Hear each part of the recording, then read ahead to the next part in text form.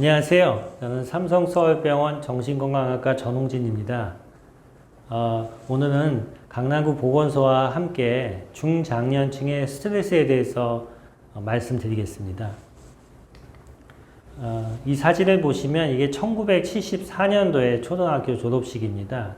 아마 지금 중년기, 장년기, 그러니까 40대, 50대 분들이면 다 느끼시겠지만 저희가 초등학교 졸업할 때만 해도 저렇게 학생들이 많았죠. 그렇게 되다 보니까 항상 그 사람들하고 이렇게 같이 어울리고 또 조직 안에서 대화하고 이러한 것들이 굉장히 익숙한 세대였습니다. 그 당시 이제 베이비 붐이 있었죠. 근데 이제 그 이후로 이렇게 많은 분들이 이제 사회에 나와서 대학을 졸업하고 또 이제 사회가 이제 그 이후로 이제 30년 이상이 흘러가지고 오늘날에 이르렀습니다. 지금 이제 이 시기에 중장년층들이 여러 가지 어려움들을 보면은 모두 비슷한 환경에 살고 있어요.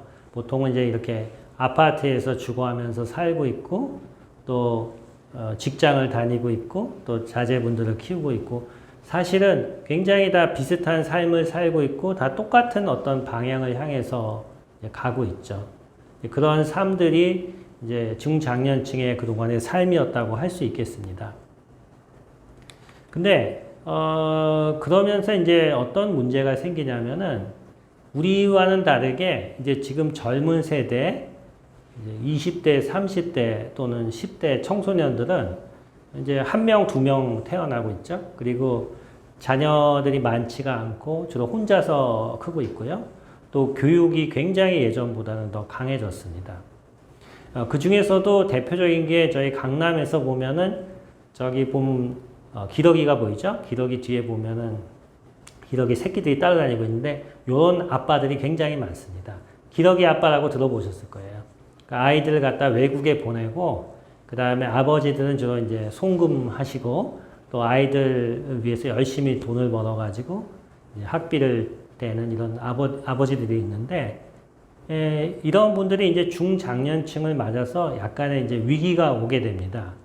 왜냐하면은 보통 가족이 이렇게 모여가지고 서로 있으면서 서로 정을 나누고 이렇게 어울리고 이러한 것들이 또 필요한 부분이 있는데 이제 그러기 어려워지는 거죠.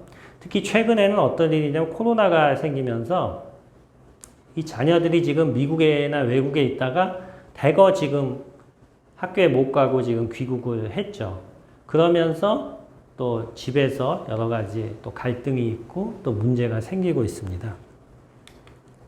아까 기러기 아빠하고는 반대로 헬리콥터 엄마라는 것도 있어요. 여러분들 헬리콥터 엄마에 대해서 들어보셨어요? 헬리콥터 엄마가 최근에 이제 중장년층 엄마들 중에 많은데 아이들이 초등학교, 중학교, 고등학교 때 보면 엄마가 어떻게 돼요? 로드 매니저처럼 애를 교육을 시키고 차를 라이드해주고 항상 교육에 이렇게 올인을 하죠. 근데 대학교 다니고 나중에 커서도 계속 엄마가 따라다니면서 이렇게 애를 갖다가 돌보는 것을 헬리콥터 엄마라고 합니다. 그래서 특히 이 주위에 보면은 이제 아마 그런 엄마들도 많이 있을 거예요. 근데 이런 엄마들은 아이들이 이제 어른이 되고 성숙해도 계속 아이 같고 참 마음에 또 들지 않는 부분이 있고 이러기 때문에 계속해서 에너지를 쓰고 긴장을 하고 그러니까 이게 도대체 언제까지 이렇게 해야 될지 거기에 대해서 힘들어하는 그런 분들이 굉장히 많이 있습니다. 또 헬리콥터 엄마가 있다면은 그 옆에 아버님이 있는데 헬리콥터 아빠인 경우도 있고 아니면은 헬리콥터 엄마를 옆에서 보다 보니까 너무 힘들어하는 또 아버님도 있죠. 그러다가 이제 조금 더 지나면은 한 50대 중반부터 이제 황혼 육아에 대해서 이제 조금씩 이제 생각을 하게 됩니다. 이제 아이들이 이제 크고 자라나면은 결혼을 하게 되면 이제 아이가 태어나죠. 근데 대부분 맞벌이를 요즘 하기 때문에 그 태어난 아이들을 그 할아버지 할머니가 육아하는 경우가 아주 많습니다. 그래서 이걸 할바 또는 할마 이렇게 부른다고 하죠. 그래서 황혼 육아를 하면서 이제 아이들을 봐야 되니까 사실 이 시기에 이제 어른들은 이게 평생에 걸친 AS를 지금 하게 되는 셈입니다. 이러다 보니까 결국 자기의 생활이 없어지고 너무 많은 책임을 져야 되고 이제 이런 부분이 있죠. 특히 황혼 육아를 이제 보통 50대 초반부터 많이 하시는데 그렇게 됐을 때 자신의 정신 건강이나 신체 건강의 문제, 이런 것들에 문제가 생기지 않는지 적당히 휴식을 두고 또 이렇게 아이를 케어하는 것이 아이들한테도 도움이 됩니다. 제가 이제 이 시기의 스트레스 원인을 말씀을 드리면은 첫 번째가 대인 관계의 문제가 됩니다. 보통 40대, 50대가 되면은 모든 대인 관계가 주로 직장 내에서의 관계가 되죠. 그러다가 이제 직장에서 어떻게 보면 물러나게 되기도 하고 또 그런 대인 관계에서 조금 다른 일을 하게 되고 이럴 때 굉장히 많은 스트레스가 발생하게 되고요. 그런 대인 관계를 아예 안 하려고 그러는 이런 분들도 생기게 됩니다. 또 가족 간의 관계 문제가 이제 새롭게 생깁니다.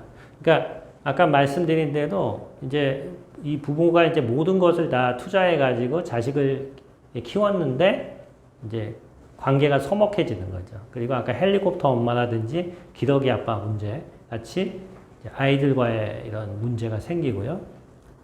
그리고 이 시기에는 이제 몸이 많이 아프기 시작합니다. 그리고 당뇨나 혈압 같은 만성 질환이 생기기 시작하죠. 그러다 보니까 자신의 신체적인 건강에 대한 걱정을 하게 되고요. 여기저기 걱정을 하다 보면은 몸이 조금씩 오히려 더 아프게 느껴지는 이러한 변화가 오기 시작합니다. 그러다 보니까 이제 병원에 가는 일이 굉장히 자주 일어나게 되죠. 그리고 미래에 대한 걱정이 생깁니다. 그러니까 내가 그동안에 살아온 거는 보면 아까 초등학교 졸업식부터 대학교 때까지 늘 짜여있는 생활을 했는데 그럼 이제 50대 이후에는 어떤 일을 해야 될 것인가 그리고 어떻게 지내야 될 것인가 여기에 대한 막연한 걱정이 생기게 되죠. 이때 이제 자신이나 배우자의 건강 문제 중에서 가장 문제가 되는 게 정신적인 건강, 신체적인 건강인데 그 중에서도 이제 우울증이나 치매, 암 등이 상당히 큰 영향을 주게 됩니다. 그러니까 배우자가 우울증이 생기거나 정신 건강에 문제가 생기면은 사람들하고 잘 어울리지도 않고 혼자 있게 되고 밤에 잠도 못 자고 또 집에서 자기 집안일을 하지 못하니까 배우자가 보기에는 좀 게으른 것 같기도 하고 자기를 이렇게 좀 소홀히 하는 것 같기도 하고 그래가지고 싸움이 나타나게 되고요. 그 다음에 우울증이 있는 분들은 자꾸 옛날 생각을 해요. 그러니까 기분이 우울해지는 것뿐만이 아니고 주로 옛날 일들, 그 다음에 자기가 예전에 잘못했었던 일, 또 남편이 힘들게 했던 일, 또 부인이 힘들게 했던 일, 이런 데 자꾸 몰입이 됩니다.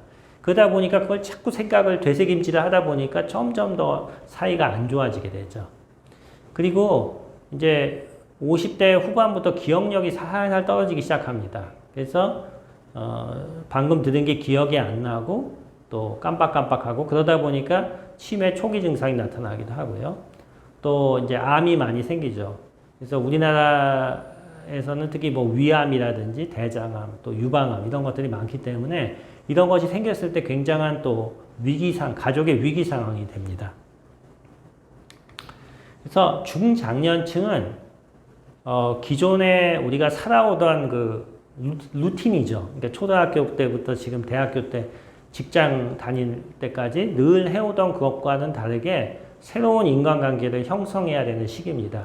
그러니까 직장 안에서의 인간관계만 가지고 또 집 안에서의 인간관계, 가족들과의 관계만 가지고는 부족해요. 그래서 결국은 지역사회, 내가 사는 동네에서 여러 사람들과 만나고 어울리고 같이 즐겁게 지낼 수 있는 이러한 새로운 인간관계가 형성이 돼야 됩니다. 그래서 이웃집 사람들하고도 예전에는 얼굴도 안 봤는데 이제 인사도 좀 하고 또 같이 이렇게 이렇게 가족들끼리 식사를 해도 좋고 이제 여러 가지 그런 준비를 해야 되고요. 그리고 내가 즐기고 좋아하는 것을 찾아야 되는 시기입니다. 그동안에는 일만 했는데 내가 좋아하는 게 뭔지, 내가 즐길 수 있는 건지 모르죠.